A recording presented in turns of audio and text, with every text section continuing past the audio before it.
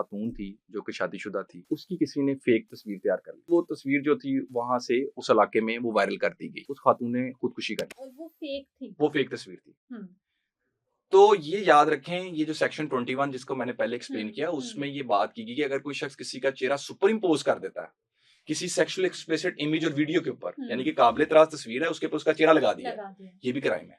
ठीक। तो अगर कोई शख्स किसी को डिफेम करने के लिए, किसी से रिवेंज लेने के लिए, किसी से बदला लेने के लिए, किसी को बदनाम करने के लिए अगर ऐसी हरकत करता है, हम्म तो ये भी सेक्शन, और मैं ये भी बताऊं, ये इतना हीनियस क्राइम है हम्म कि ऐसे केसेस के अंदर आमतौर पे बेल भी बड़ी मुश्किल से मिलती है मुल्जमान को। ठीक। ये इतने हीनियस क्राइम है। हम्म देखिए इस क्राइम की जो मैं ये कहूंगा कि इसकी सेंसिटिविटी ये है हम्म कि इस क्राइम की वजह से एक शख्स की पूरी जिंदगी तबाह हो जाती है। बिल्कुल ऐसे ही वो आप फीमेल का जो है वो जी। बता रहे हैं कि अब देखें, वो बच्चे, वो खातून जो थी 4 बच्चों की माँ थी। She committed a suicide. देखें उन 4 बच्चों की जिंदगी तो अफेक्ट होगी। और वो एक एक फेक फेक तस्वीर, पिक्चर की एक वजह से। Fake picture.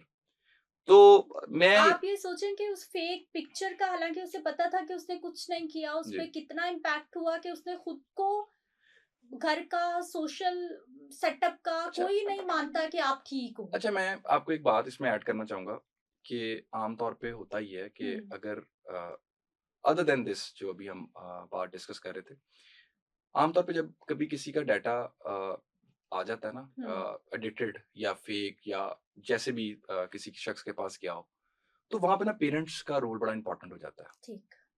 मैं रिसेंटली, मेरे पास एक केस आया, तो उसमें एक शख्स थे, उन्होंने बताया कि अभी मेरे बच्चे तो पढ़ रहे हैं, हम्म बट मैंने ये कहा है कि आपने ये जो केस है इसमें आपने इसको पूरा परसू करना है।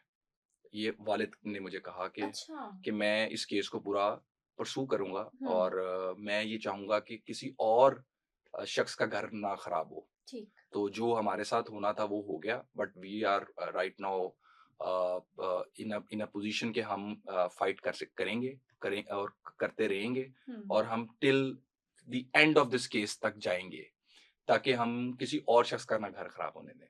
तो पेरेंट्स का भी एक बड़ा अहम रोल क्रिएट हो जाता ठीक। है। नॉर्मली क्या होता है, बच्चे ना, पेरेंट्स ने ना बच्चों को काफी दूर कर दिया होता है। ओके। काफी गैप होता है। हम्म उसमें क्या होता है कि बच्चे डरते हैं बहुत ज्यादा पेरेंट्स के साथ, और बहुत दफा क्या होता है कि छोटी छोटी बातों पे भी ना बच्चे मिसाल के तौर पे आके क्लैरिटी के साथ पेरेंट्स को नहीं बताते। जैसे हम्म गाड़ी कहीं लग गई है, हम्म एक्सीडेंट हो गया है, हम्म कोई चीज टूट गई है, स्कूल के अंदर मार्क्स ठीक नहीं आए, या हम्म टीचर ने कहा है कि ये आपने कल ये जो मैंने रिमार्क्स लिख के दिए हैं, आपने अपने फादर से साइन साइन करवा के करवा लाना के है। लाने हैं। तो इतनी छोटी छोटी बातों के ऊपर ना बच्चों को, क्योंकि डराया बहुत ज्यादा गया होता है, तो हम्म वो ना कहीं चीजों को छुपाना सीख जाते हैं। हाँ। हत्ता कि मैं समझता हूँ बच्चों को ना आप उनकी मॉरल वैल्यूज को भी जरूर देखें, हम्म आप उनकी एथिकल वैल्यूज को भी देखें, आप उनको अच्छा ट्रेन करें, अच्छा हम्म डिसिप्लिन दें। हम्म लेकिन ऑन दी अदर हैंड आप ये कॉन्फिडेंस भी उनको जरूर दें कि अगर कोई शख्स उनके साथ कुछ गलत करता है तो वो उनको सपोर्ट करेंगे, अ, अगर कहीं पे उनके साथ कहीं पे कुछ गलत हो रहा है। हम्म तो और अगर बच्चे से कुछ ऐसी गलती हो जाए तो वहां पे भी उनको अकेला मत छोड़ें। ठीक।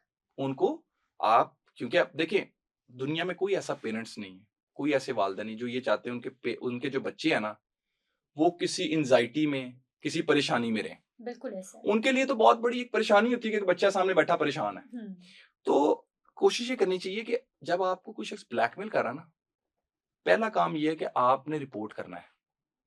दूसरा काम ये है कि कभी इसको पैसे नहीं भेजने। आपने फिर स्टैंड ले लेना है। ठीक। और वहां पे जब बच्चा स्टैंड लेना, तो मैं समझता हूँ पेरेंट्स का उसके साथ स्टैंड लेना बहुत जरूरी है।